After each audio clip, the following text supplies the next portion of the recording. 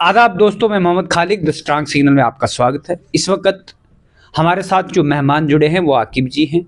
और जो बात आज टॉपिक हमारा बात करने के लिए है, बात करने के लिए जम्मू कश्मीर के अंदर जब इलेक्शन आते हैं तो जो मुद्दे पब्लिक के होते हैं, लार्ज पब्लिक इंटरेस्ट के लिए होते हैं, उन पे बात करना गवर्नमेंट शुरू कर देती है।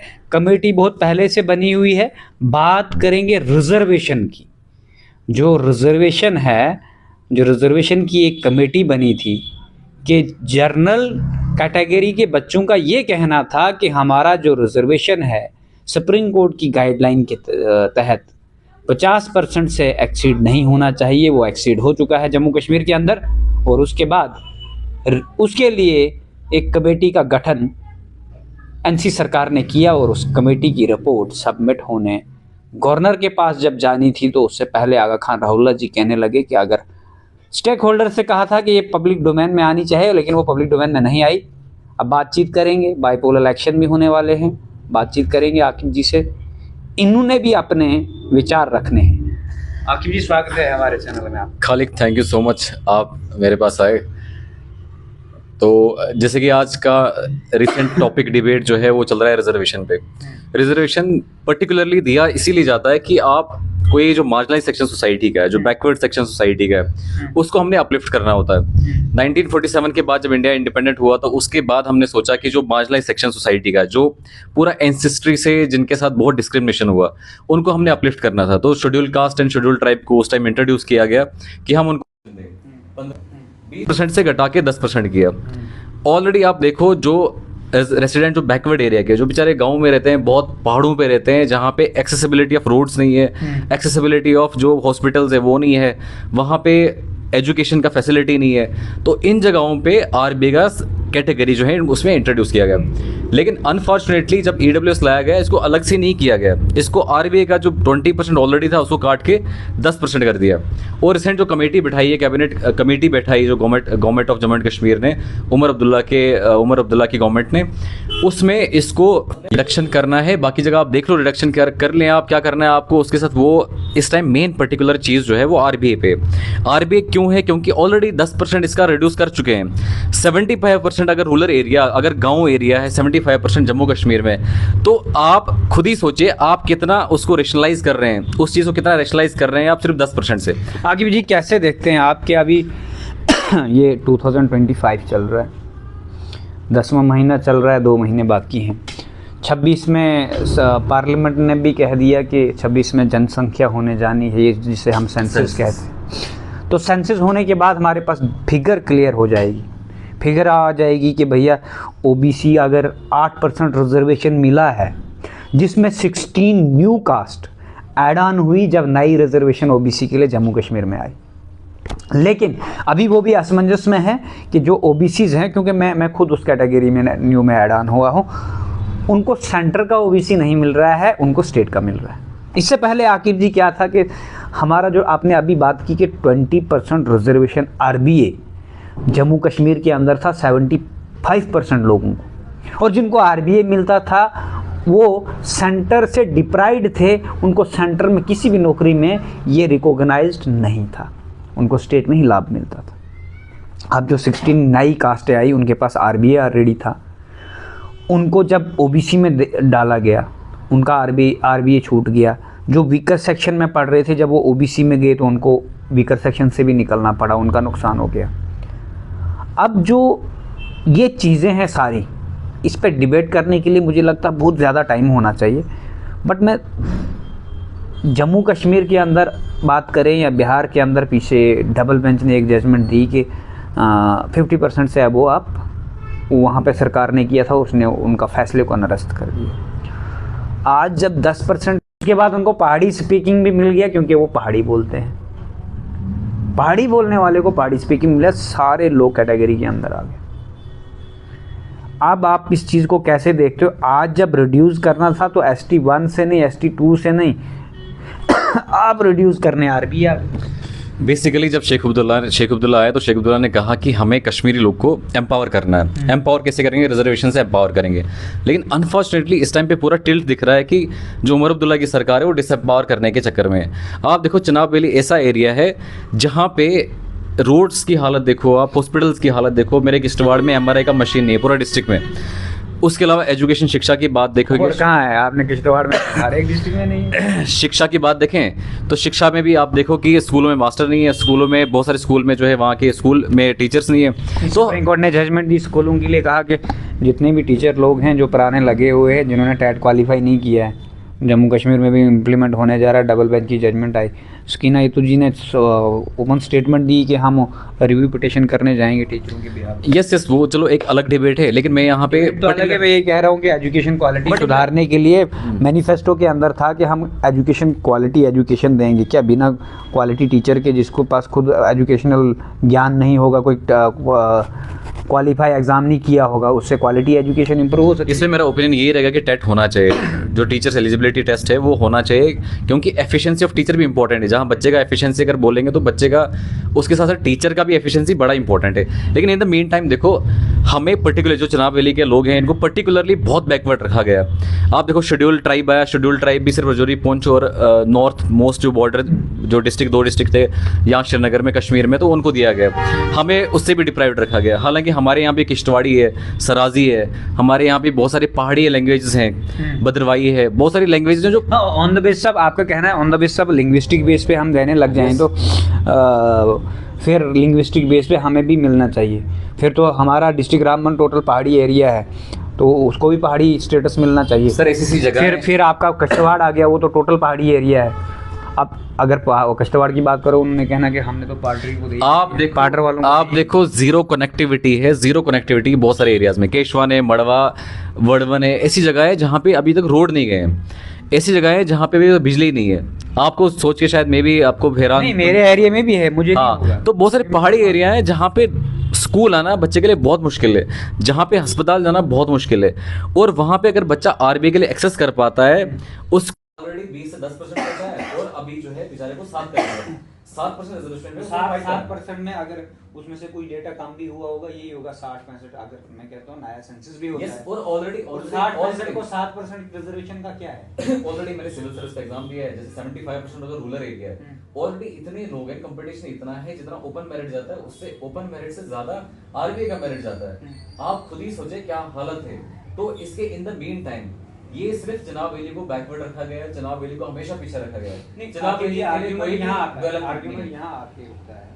आप अगर कहते हो कि भैया आरबीआई रिड्यूस हो गया जी, उनको वीकर सेक्शन तो दे दिया ना 10%, जब वो मार्जिनलाइज या बीपीएल कैटेगरी में आते हैं तो वीकर सेक्शन है 10%। एग्जैक्टली, जो इकोनॉमिकली वीकर सेक्शन है वो ठीक है, लेकिन जो रेसिडेंट बैकवर्ड एरिया है, जो बैकवर्ड एरिया के लोग हैं, जो बेचारे वीकर सेक्शन अच्छा तो अर्बन को भी मिलता है, तो रूरल को भी मिलता है। यस वो मिलता है, बिल्कुल मिलता है। तो अर्बन को आपका कहना है कि अर्बन को जो एजुकेशन है उनको अच्छी एजुकेशन मिलती है as compare to rural. Yes education, आप गांव में देखें ना स्कूलों का हालत क्या है, आप गांव में देखिए जो है अस्पतालों का हालत क्या है, गांव में देखिए क्या हालत है। अब उन बेचारों को अगर आरबीआई है, आरबीआई ऑलरेडी उनके पास अगर है, तो उसमें भी काट के अपना पॉलिटिकली मोटिवेशन ये फुलफिल कर रहे हैं गवर्नमेंट, तो ये चीज़ सही नहीं है मेरे हिसाब से। तो अगर नहीं काटेंगे तो जनरल कैटेगरी के बच्चों का ये कहना, साहिल परे हमारा कुलीग है, हमारे साथ एसआई के प्रोटेस्ट में, बाकी जब भी रिजर्वेशन का इशू आया तब भी बात की, उनका क्लियरली कहना है, सुप्रीम कोर्ट का भी कहना है कि अगर हम रिजर्वेशन को 50% से इंक्रीज करेंगे तो हमारे कोर्ट जो जुडिशरी है, जुडिशरी के अंदर इनकम्पिटेंसी जजों के अंदर आ जाएगी, क्योंकि जब 50% रिजर्वेशन से ही आएगा, हमारे एडमिनिस्ट्रेशन के अंदर इनकम्पिटेंसी आएगी। आज की जजमेंट नहीं है, सुप्रीम कोर्ट के 9 जजमेंट बहुत पहले की इंदिरा स्वामी की जजमेंट है। उन्होंने कहा कि इन जजमेंटों में सुप्रीम कोर्ट ने क्लियरली कहा कि इससे इनकम्पिटेंसी भी ज़्यादा हो सकती है, क्योंकि जहाँ कैटेगरी वाला अंदर आ जाएगा, जहाँ पे मोस्ट जो ब्रिलियंट होगा वो नहीं आ पाएगा, तो जनरल कैटेगरी का डायरेक्टली इसमें नुकसान है। तो जनरल कैटेगरी का डेटा एक्सीड हो रहा है, अब किसी न किसी को तो कम करना पड़ेगा।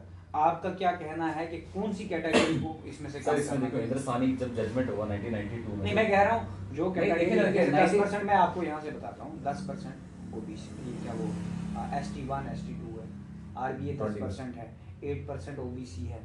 तो आप इन कौन सी कैटेगरियों में से चाहते हो कि सरकार इनको रैशनलाइज करे या इनमें से रिडक्शन करें? सर आप देखिए ना, इंद्रसानी जजमेंट आया, इंद्रसानी जजमेंट ने कहा कि 50% रिजर्वेशन उसका एक्सीड नहीं करना चाहिए। लेकिन जब EWS को इंट्रोड्यूस किया गया, जब अमेंडमेंट किया गया, केंद्र सरकार ने अमेंडमेंट किया, उस टाइम पे इंद्रसानी जजमेंट कहाँ पे था? उस टाइम पे कोर्ट्स कहाँ पे थे? आपको लूपहोल का नहीं पता चल रहा। ये जो इंट्रोड्यूस हुआ है इकोनॉमिकल वीकर सेक्शन, क्योंकि मैं बड़ा वेल अवेयर हूँ इससे, ये जनरल कैटेगरी के लिए है। और इसका कहना है, जब ये कहीं आर्ग्यूमेंट कहीं सुप्रीम कोर्ट में जाएगा, हाई कोर्ट में कहीं भी जाएगा, उनका कहना क्लियरली है ये जो 10% डेटा है, ये रिडक्शन जनरल कैटेगरी से होगी, और ये जनरल कैटेगरी के लिए बाकी कैटेगरी के साथ इंक्लूड नहीं होती, उससे अलावा 50% होना चाहिए रिजर्वेशन। नहीं देखिए ना, अब 50% प्लस 10% हो गया ना, हो गया 60%।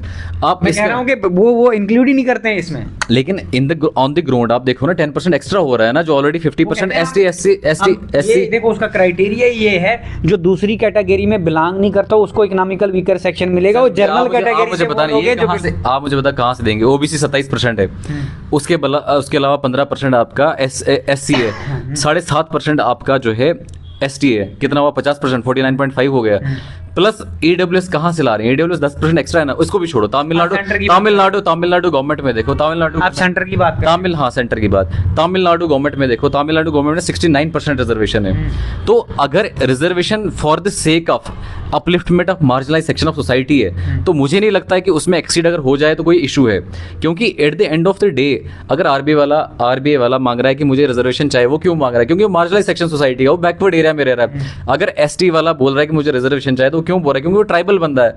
अगर दूसरा बंदा SC बंदा वो कह रहा है, क्योंकि आपको ये नहीं लग रहा है कि हुआ है, आपको ये नहीं लग रहा है कि अगर ट्राइबल एरिया वाले लोग हैं, मैं अगर क्लियरली आपको फिगर आउट करके दूं कि जो एक बार ट्राइबल एरिया से, ट्राइबल कम्युनिटी से एम्पावर हो चुका है, वही व्यक्ति ट्राइबल कम्युनिटी में रिजर्वेशन का बेनिफिट ले रहे हैं। ये मैं ऑन ग्राउंड आपको कह सकता हूँ, विद डेटा कह सकता हूँ, वही बेनिफिट ले रहे हैं। जो मार्जिनलाइज सेक्शन है या जो पिछड़ी हुई जाती है, वो इस वक्त ये आपने इम्पोर्टेंट हाँ, ये दिस इज वेरी इंपॉर्टेंट, ये आपने बहुत इंपॉर्टेंट सवाल किया। देखो ऑलरेडी रजौरी पुंछ जो मेजर चंक था ऑलरेडी गुजर्स का, बकरवाल्स का, ट्राइबल्स का, वो ऑलरेडी इतना फ़ायदा उठा चुके हैं कि आप सोच भी नहीं सकते हैं कि उनके IAS ऑफिसर्स हैं, उनके सिविल सर्विसेज में बहुत सारे लोग हैं, डॉक्टर्स बहुत सारे लोग हैं, और हर जगह, हर फील्ड में, हर जगह काफ़ी लोग हैं, और फ़ायदा उनने उठाया रिजर्वेशन ऑफ ST का, शेड्यूल्ड ट्राइब्स का। और वहीं पे जनाब वैली अगर आप आएंगे, मेरे साथ कभी आना, अभी तक जनाब उनके रोड्स नहीं है, 10वीं पास मुश्किल से कोई बंदा होगा जो ट्राइबल्स वहाँ के हैं। मैं रिसेंटली स्टोरी भी कर रहा हूँ, अपने पेज पे स्टोरीज भी की है मैंने। आप देखिए वहाँ के बंदे को नॉर्मल डॉक्टर, जनाब डॉक्टर होता है ना, जो इंसानों का डॉक्टर होता है, वो तो दूर की बात है, जो गाँव में वहाँ पे जो उनके ये जो होते हैं एनिमल्स होते हैं, उनके लिए, जानवरों के लिए डॉक्टर नहीं है। जानवर वो दफनाते हैं, जानवरों के लिए डॉक्टर नहीं है। आप खुद ही सोचो, उनका बच्चा जो है 12वीं पास नहीं किया, 12वीं पास नहीं किया, वो नीट कब सोचेगा? वो कब सोचेगा कि मैं जो है IAS ऑफिसर बनूं? तो रेशनलाइजेशन यहाँ करो ना, उमर अब्दुल्ला सरकार को चाहे रेशनलाइजेशन यहाँ पे करे, यहाँ पे इसको बैलेंस करे, कि वहां से कट करके वहां बैलेंस करने के लिए सुप्रीम कोर्ट में इकोनॉमिकली वहां से कट करके आप देखिए, इसको रेशनलाइज करिए। हमारे वहाँ किश्तवाड़ चनाब वैली में आइए, चनाब वैली में देखिए जनाब, आपका कहना पे नहीं, आपका रैशनलाइज कहने का मतलब ये है, मैंने आपको कंप्लीट नहीं करने दिया। रैशनलाइज कहने का मतलब ये है, क्या आप ये कह रहे हैं कि भाई जो ST1 या ST2 है, जो शेड्यूल्ड कास्ट या शेड्यूल्ड ट्राइब है, उसमें भी क्रिमिलियर होना चाहिए? यस, क्रिमिलियर होना चाहिए, तभी तो वो बेचारे जो वहाँ पे लोग हैं वो अपलिफ्ट होंगे, या जो बाकी लोग हैं जहाँ पे जिनको फायदा आज तक ST का, आप मुझे बता, ST का कैटेगरी बना दिया उमर साहब की सरकार के पास तो ये अधिकार ही नहीं है, वो रिकमेंडेशन दे सकते हैं। मैं रिकमेंडेशन की बात कर रहा हूँ, रिकमेंडेशन एटलीस्ट रिकमेंडेशन दे देना, केंद्र सरकार के पास पहुँचा दी ये चीज़। लेकिन इनको सिर्फ वोट जाए ना, इनको सिर्फ आना है वोट के लिए, इनको पता ही नहीं होगा, कुछ लोगों को तो पता नहीं होता। जहाँ गुजर इलेक्शन, हमारे यहाँ पे किश्तवाड़ में जो गुजर्स रहते हैं, मैं स्टोरीज करता हूँ, तालिब भाई जो कुकरनाग से, मैंने उनको भेजा, स्टोरीज भेजी उन्होंने बोला ये जनाब ये भी लोग हैं क्या, ये भी यहाँ रहते हैं क्या? इतना आपने इनको जो है सेपरेट कर दिया है कम्युनिटी से, सोसाइटी से। आपने इनको रोड नहीं दिया है, आपने इनको आज तक अस्पताल नहीं दिया, आपने इनको इनके जो बेसिक नेसेसिटीज है वो फुलफिल नहीं करे। इतना डिस्ट्रिक्ट रामबन में ये हाँ इतना पार्शल करके, मैं चनावली ओवरऑल बता रहा हूँ, रामबन, किश्तवाड़, डोडा, रियासी, इन एरियाज को आपने इतना ज़्यादा बैकवर्ड कर दिया। रीज़न इसका ये है कि जो अगर हमारे यहाँ से कोई एमएलए बन गया, एमपी कोई पॉलिटिकल लीडर बन गया ना, उसने अपने घर को देखा, उसने वहाँ के गरीब को नहीं देखा।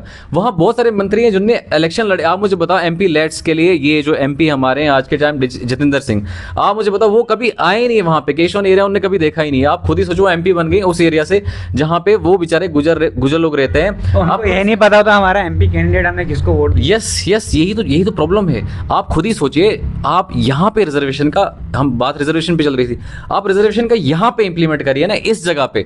आप देखिए उनको कैसे अपलिफ्टमेंट करना है, ऐसा लग रहा है कि दूसरों को कैसे अपलिफ्टमेंट करना है, ऐसा लग रहा है जो वीकर सेक्शन आया, इकोनॉमिकल वीकर सेक्शन आया, वो जिस सोसाइटी के लिए आया है उसमें बहुत सारा फ्रॉड है। उसमें जो डिजर्विंग लोग हैं उनको तो पहले मिल ही नहीं रहा, उनको दे ही नहीं रहे, जो डिजर्विंग नहीं है उनको मिल रहा है। फ्रॉड्स, देखो फ्रॉड्स हर जगह बाकी कैटेगरीज में भी हो सकता है, लेकिन मेरा ये मानना है कि अगर आपको रिजर्वेशन का सच में रेशनलाइजेशन करना है, गवर्नमेंट को सच में करना है, तो पॉलिटिकल माइलेज के सेटअप करने के लिए मत करो। आपने ST2 इसलिए दिया, सिर्फ इसलिए दिया कि आपको बीजेपी को उस टाइम पे इलेक्शन में वोट चाहिए थे, उस टाइम पे इनको वोट वहां से चाहिए थे, उनको MLA बनवाने थे वहां पे, लेकिन वो सेटबैक पड़ गया, वो सेटबैक पड़ा, वो एक अलग स्टोरी है। लेकिन सिर्फ पॉलिटिकल माइलेज को सेट करने के लिए आप प्लीज रिजर्वेशन को इस तरीके से मत करिए। रिजर्वेशन को इस तरीके से करिए कि जो सबसे डीपेस्ट इकोनॉमिकली बैकवर्ड है, सबसे डीपेस्ट जो सच में सोसाइटी में अभी भी जो उसके साथ प्रॉब्लम्स हो रही हैं, उसको अगर जो है उसको इक्वल नहीं माना जाता है, उसको आप रिजर्व करिए, उसको रिजर्वेशन दीजिए। और उस सिर्फ रिजर्वेशन से काम नहीं चलेगा।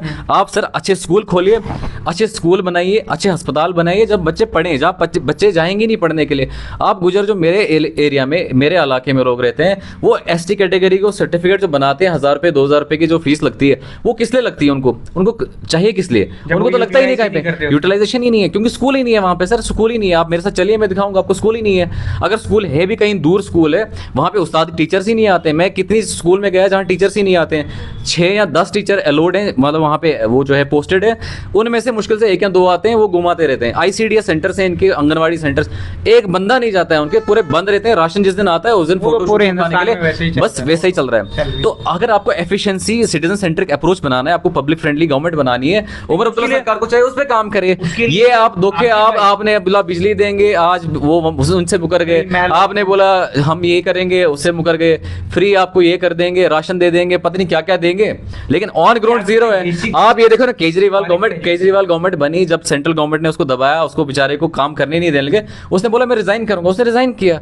और पब्लिक सपोर्ट इतना था, पब्लिक सपोर्ट पे उसको इतना कॉन्फिडेंस था कि उसने नए से इलेक्शन लड़ा, नए से जीता।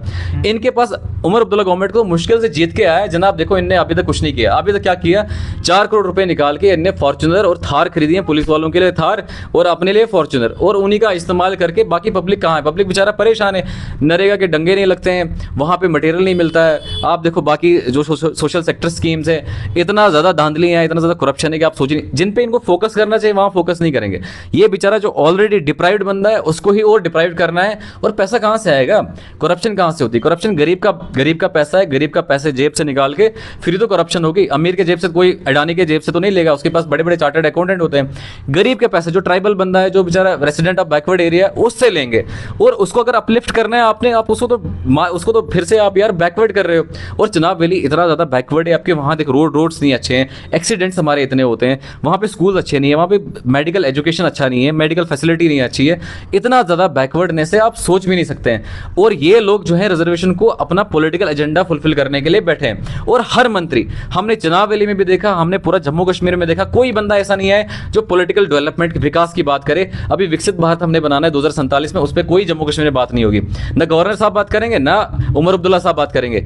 हमने इस टाइम पे इनको बस सिर्फ एक चीज करना है, इनको सिर्फ अपना पॉलिटिकल माइलेज सेट करना है कि अगला जो इलेक्शन आने वाला है राज्यसभा का, या अगला MLA इलेक्शन आने वाला होगा, या MP इलेक्शन आना होगा, उसको कैसे हम सेट करें। लेकिन मैं आपसे, देखो आप भी नौजवान, आप फोर्थ पिलर ऑफ डेमोक्रेसी हैं, आप भी नौजवान हैं, आप भी जो गोदी मीडिया है उसकी तरफ बिकना नहीं कभी। आप भी जो है पर्टिकुलरली जो सच है वो दिखाओ, ताकि पब्लिक को पता चले। देखो आप इंटेलिजेंट भी हो, आपको बहुत सारे, आपको कानून का नॉलेज भी है, तो मैं आपसे ये अनुरोध करूंगा जनाब, आप जो है सही न्यूज़ दिखाइए, सही चीज़ दिखाइए, और सभी जितना मीडिया है गोरी मीडिया की तरह वहाँ वो वन साइड स्टोरी ना बताइए, आप दिखाइए सच रियलिटी क्या है। उमर अब्दुल्ला ने 1 साल हुआ ना, बजट भी है, आप हमें बताइए ना CDF कहाँ खर्च हुआ, आप दिखाइए ना बजट का पैसा कहाँ कहाँ लगाया, क्या उन ट्राइबल्स के लिए लगाया जो बेचारे गरीब बेचारे बैकवर्ड लोग हैं, क्या आपने उन लोगों के लिए लगाया जो मड़वा वड़वन में जिनको पास नेटवर्क नहीं है, कोई मरता है कोई फोन करें जनाब ये हमारे यहाँ बंदा मर गया, साल के बाद कोई लद्दाख से उनका मजदूर आया, उनको साल के बाद पता चलता है कि जनाब अब कोई बंदा मर गया।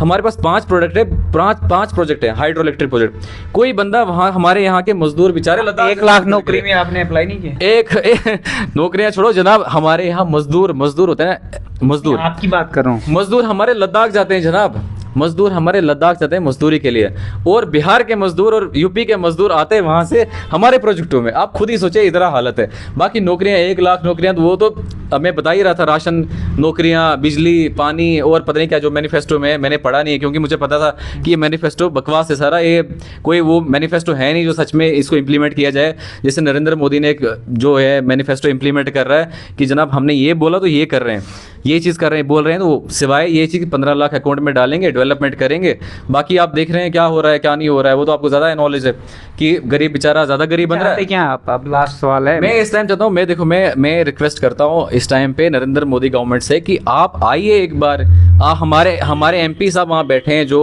प्राइम मिनिस्टर ऑफिस में रिजर्वेशन पे देखो, रिजर्वेशन पे मुझे लगता है कि अगर RBA में 10% से 1% या आधा % भी नीचे गया, हम रेडी हैं पीसफुल प्रोटेस्ट करने के लिए, हम सड़कों पे बैठेंगे, क्योंकि ये हमारी रिकग्निशन का सवाल है, हमारी बेसिक उस चीज़ का सवाल है कि जनाब हमारे पास एक ही चीज़ है वो RBA, और इसके अलावा कुछ भी नहीं है हमारे पास। और आप कह रहे थे जो इकोनॉमिकली वीकर सेक्शन है, इकोनॉमिकली वीकर सेक्शन अगर मैं रेजिडेंट ऑफ बैकवर्ड एरिया हूँ तो मेरे पास EWS स्टेट के लिए नहीं बनेगा, मतलब यहाँ UT के लिए नहीं बनेगा, अगर वो बनेगा भी तो वो सिर्फ सेंटर के लिए बनेगा, वो यहाँ के जम्मू कश्मीर के लिए नहीं बनेगा। तो वो इसमें मैं हाथ धो बैठूंगा। 7% पे मैं कौन सा कंपटीशन करूंगा जहाँ पे ऑलरेडी आप देखेंगे केस में इक्विवेलेंट जाता है, जहाँ ओपन और RBA हार्डली 10, 15, 20 मार्क्स का फर्क रहता है, उसमें क्या compete कर पाएगा फिर बंदा। हमारे पास एक्सेसिबिलिटी नहीं होती है, स्कूल्स नहीं होते हैं, हमारे पास बिजली नहीं होती है, हमारे पास नेटवर्क नहीं होता है। चलिए, हमारे साथ आकिब जी थे। वैसे तो अभी गवर्नर साहब ने कंसेंट देना है, गवर्नर साहब को सेंट्रल गवर्नमेंट से पूछना पड़ेगा कंसेंट देना है या नहीं देना है, ये तो बात का डिबेट है। लेकिन अभी आकिब जी जो कह रहे हैं कि ये प्रोटेक्शन चाहते हैं, RBA के साथ कुछ छेड़खानी ना हो, तो मुझे नहीं लगता। आपने अगर सैयद जुनैद हाशमी साहब की रिपोर्टिंग देखी होगी, उन्होंने ब्लैक बोर्ड पे बड़े अच्छे से समझाया है कि कहाँ पे अटैक हो सकता है, तो मुझे लगता है उन्हीं की खबर इन्होंने भी देखी है। अभी इस पे आगे क्या होता है, या ये जो बाईपोल इलेक्शन होने हैं इसलिए थोड़ा सा रिपोर्ट सबमिट करने की बात आई है, नहीं तो कमेटियाँ बनी रहती है, धरी की धरी रहती है, नई सरकारें भी बन जाती है। आप देखते रहिए नेक्स्ट अपडेट के लिए मोहम्मद खालिद के साथ। धन्यवाद। मुझे एक चीज़ बताओ, एक बार ये बात हो गया होगा, हम ऐसे ही चलाते रहेंगे। चल रही है हाँ, कितने मिनट? 25 मिनट।